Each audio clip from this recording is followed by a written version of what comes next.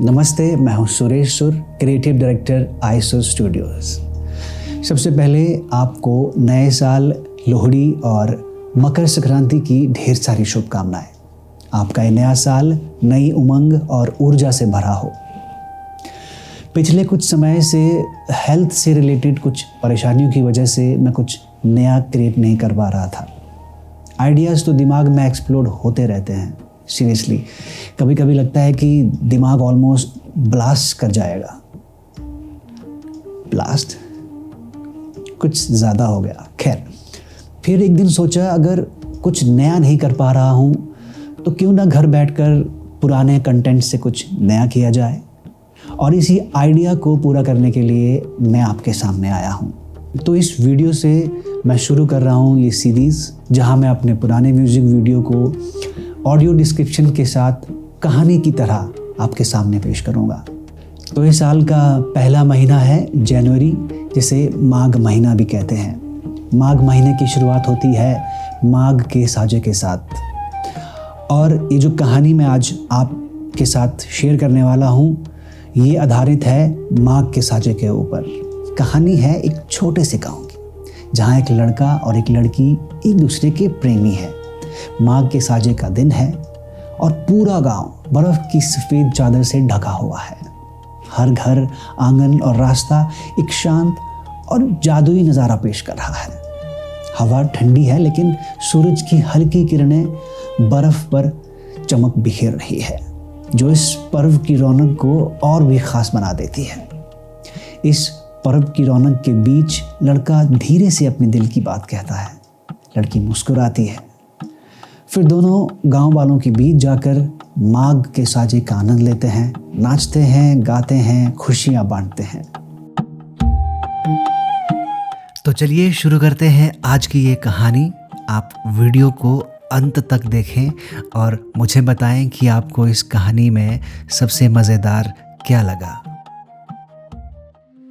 माघ के साजे का दिन और बसूट गांव ने आज बर्फ की एक सफ़ेद चादर ओढ़ रखी है। चारों तरफ एक शांति सी छाई है, लेकिन इस शांति में भी जिंदगी कहीं ना कहीं धड़क रही है।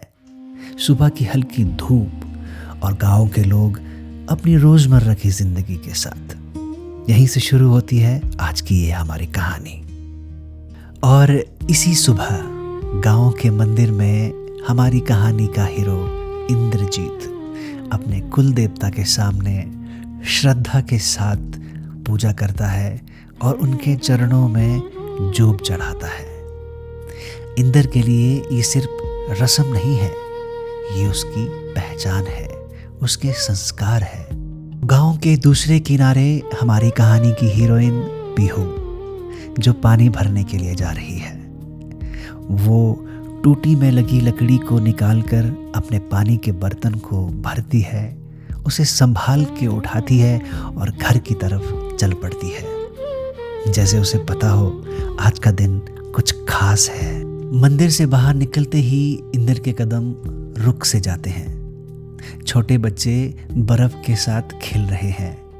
वो एक दूसरों के ऊपर बर्फ के बड़े बड़े गोले बनाकर फेंक रहे हैं और साइड में मासूम सी बच्चियां उन्हें देख के मुस्कुरा रही है। बचपन कब बर्फ के गोले से जिम्मेदारियों तक पहुंच गया, पता ही नहीं चला। ये सब सोच विचार करते हुए वो वहां से खुद को बचाता हुआ आगे बढ़ जाता है।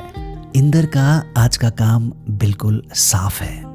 पीहू के घर जोत देने जाना है और जैसे किस्मत को भी यही कहानी पसंद हो, दोनों एक ही वक्त पीहू के घर के बाहर खड़े हो जाते हैं। उसी समय वहां से एक औरत भी गुजर रही होती है। अब क्योंकि हमारा हीरो संस्कारी है, तो वो यूं ही किसी के सामने अपनी प्रेमिका को कुछ कहेगा नहीं। कोना पीछे लाइयो फुलेराओ डोलेरू आथे देई जुबारी डालियो। तो वो उस औरत को जोब देते हुए इनडायरेक्टली अपनी बात अपनी प्रेमिका को कहता है। अपनी बात में वो ये कहता है कि अभी जब तुम मुझसे मिलने आओगी ना, तो अपने कान के पीछे वो वाला फूल तुम ज़रूर लगा के आना, क्योंकि मुझे तुम उस फूल में बहुत अच्छी लगती हो।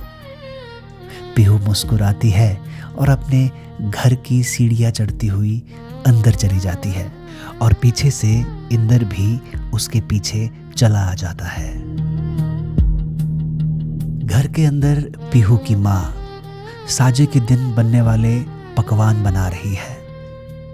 पीहू पानी का बर्तन रखते हुए माँ को देख के मुस्कुराती है। माँ भी पीहू को देख के मुस्कुरा जाती है। अब पीहू भी अपनी माँ की मदद में लग जाती है। दोनों पकवान बनाते हैं और एक दूसरे को जोब देकर साजे को सेलिब्रेट करते हैं।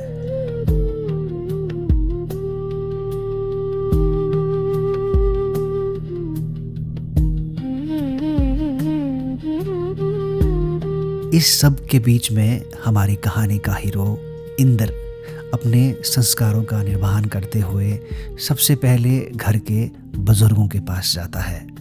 वो उनका हाल चाल पूछता है, उन्हें जूब देता है। तभी पीहू की माँ पकवान की थाली लिए हुए बाहर आती है। माँ को देखकर इंदर उनकी तरफ जूब देने के लिए आगे बढ़ता है। अब यहाँ पे भी हमारी कहानी का हीरो अपने संस्कार नहीं भूलता है। उसे अपनी दिल की बात कहनी होती है, लेकिन पीहू की माँ के सामने वो उसे डायरेक्टली नहीं कह सकता है।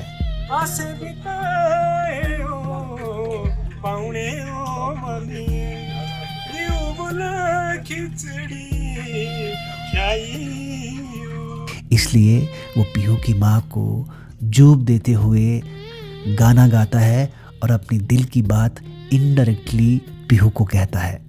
वो उसे कहता है कि उसको उसके हाथ की खिचड़ी और घी खाना है। अब ये सब हो जाने के बाद पीहू की माँ उसको आवाज़ लगाती है कि वो खिचड़ी लेके आ जाए। पीहू खिचड़ी की थाली लेके बाहर आती है, लेकिन बाहर आते आते वो अपने कान के पीछे वो फूल लगाती है जिसकी बात उसने अपनी पहली मुलाकात में कही थी। माँ पीहू को कहती है कि वो थाली उसे दे दें, लेकिन पीहू इशारों इशारों में कहती है कि ये बंदा और ये काम मुझे ही तो संभालने हैं। अब दोनों घर के किसी कोने में बैठे हैं। इंदर खिचड़ी का आनंद ले रहा है और पीहू उसको पूछती है कि खिचड़ी कैसी बनी है। इंदर इशारों में ही तारीफ करता है। दूर कहीं गांव से ढोल और नगाड़ों की आवाज़ आ रही है। गांव वाले शायद माघ के साजे का सेलिब्रेशन मना रहे हैं। पीहू भी अपनी इच्छा जताती है कि उसे भी उस सेलिब्रेशन का हिस्सा बनना है। अब दोनों गांव वालों के बीच जाकर नाचते हैं, गाते हैं, खुशियाँ मनाते हैं और ये माघ के साजे को सेलिब्रेट करते हैं। बर्फ़ से ढका हुआ ये गांव और खुशियों से भरा हुआ साजा, जहां जोब सिर्फ रस्म नहीं एहसास है।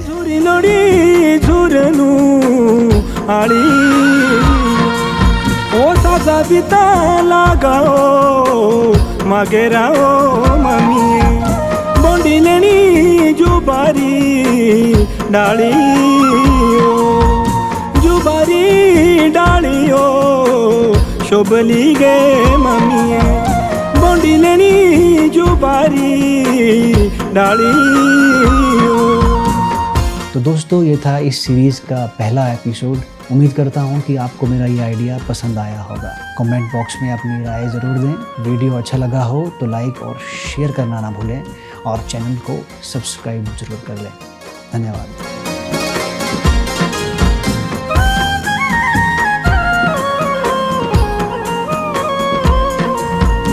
आसे बिताए हो पाउने हो